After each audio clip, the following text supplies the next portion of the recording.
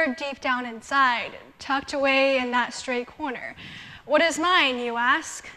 Personally, I fear the unknown of tomorrow, but also the certainty of today, the events in our lives that we feel powerless to change. Those fears are omnipresent. As a shy girl on the first day of school, there's the unknown of the strangers, and then the very real knowledge that I'm up next in the getting to know you activity. And unfortunately, lacking physical emergencies to run out of the room for. While I should be fearing global warming, college admissions officers, and passing that AP biology test, these getting to know you activities are my worst nightmare. Sharing 3 interesting facts about yourself may seem like an easy task, but when you're in a room full of judgmental preteens and your talents include mental math and speed reading, the experience is not so great. While icebreakers on the first day of school may seem like my worst nightmare, I feared something more unnerving, the lack of a passion, something that drives me, something to live for. The inability to find the in the future and the lack thereof in the present was a fear that I didn't want to come to terms with. As cliche as it is, I put all of my fears away through finding a passion in a matter of months. I found science, beautiful, dirty, and raw, that eased those fears. During the summer of 2011, I became an intern at the Cho Lab in the chemistry department of UNL. There, I spent my entire summer break working on a single project. I tinkered with metal and organic molecules on the nano level, creating metal organic frameworks, or MOS for short, that are capable of incredible gas storage, absorption, and filtration. May have lost some of you, didn't I? Perhaps one of my talents is the ability to confuse people with scientific jargon. Nevertheless, from the first moment that I put on a pair of blue nitrile gloves to making that first sample of MOS, I felt the power of science. My gut told me it was going to be a good summer. Although Nebraska may not be the home of Apple headquarters or the Silicon Valley, we sure aren't lacking in any scientific discoveries. And one of the many ways that Nebraska unleashes scientific brilliance is through the research of metal organic frameworks. Metal organic frameworks, or MOS for short, are exactly what they sound like, structures composed of metal and organic molecules. More specifically, an organic linker is connected to a metal node, creating a 3-dimensional structure that then repeats thousands of times to create a crystal that's visible to the naked eye. Different structures of different pore sizes can be created with different linkers and nodes.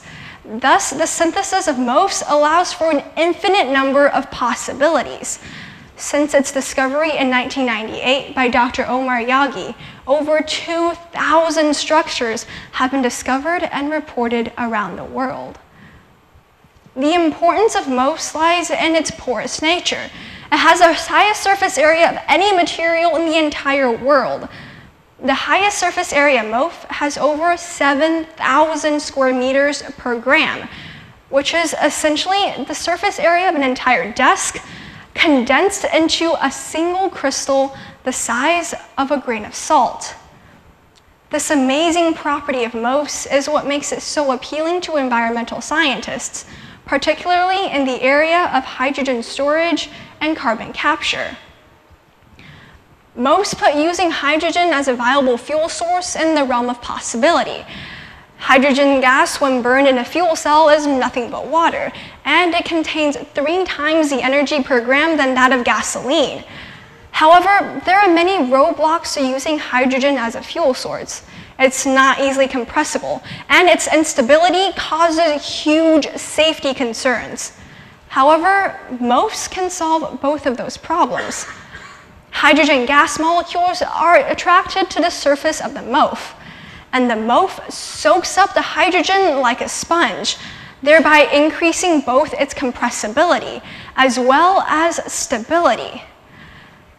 Now, all of this may be a little bit confusing, But what it means for you is that in the future, you could be driving a car that produces drinkable water as exhaust. So I spent my summer working with a material that could be solving the world's energy crisis. And the future doesn't look so scary. Getting to know you activities may not be so bad anymore. The brilliance of MOFs isn't limited to just turning your car into a mobile drinking fountain. It also has the ability to filter gases. Scientists are able to engineer MOFs to fit their needs. Most often, they're engineered to filter out carbon dioxide, the culprit to rising global temperatures. Factories are often required by regulation to remove carbon dioxide from their exhaust, which is an extremely expensive process. However, with the introduction of MOFs, their cheap, simple, and easy synthesis, as well as customizability, allows for greater efficiency in capturing CO2 and other exhaust. Factories in the future could be completely pollution-free. And that, to me, is simply breathtakingly elegant.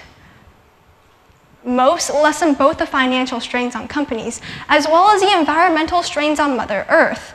In fact, they have been identified by the US Department of Energy as the single most promising next-generation technology for carbon capture.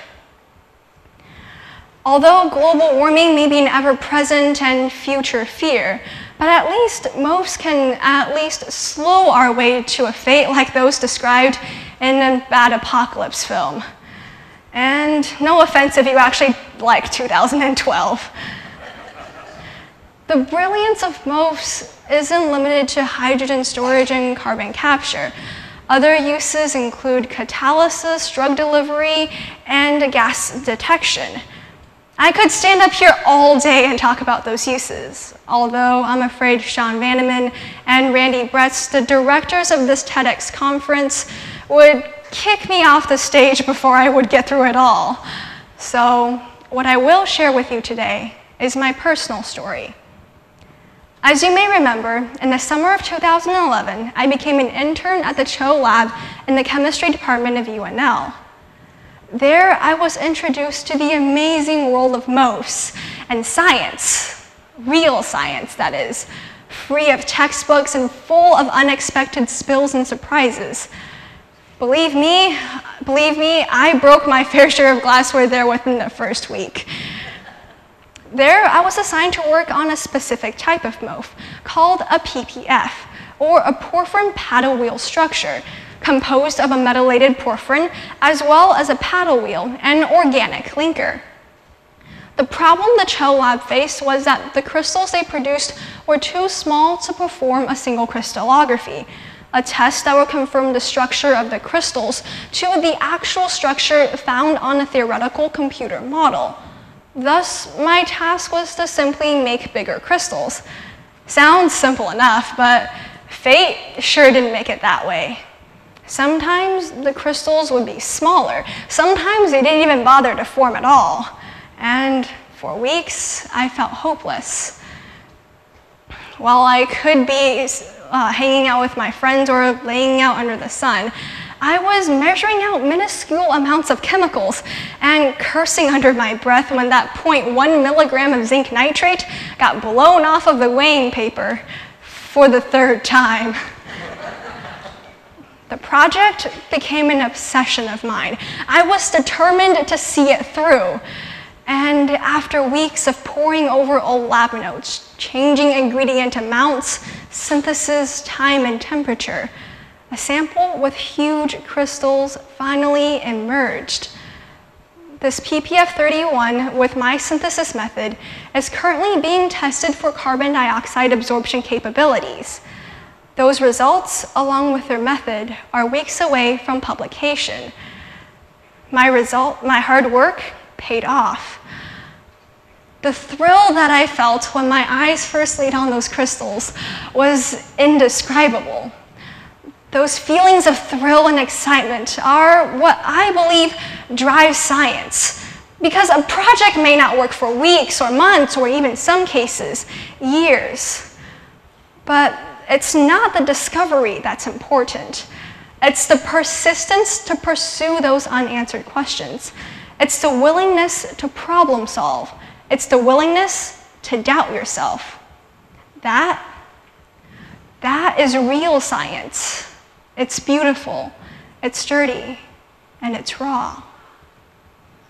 Metal-organic frameworks may be a single facet to the answer to the energy crisis as well as pollution, but it's the thousands of fervorous researchers around the world who are unleashing the true brilliance of science. I found my passion through the summer project. I found my niche, my story of discovery intertwined with the millions of others.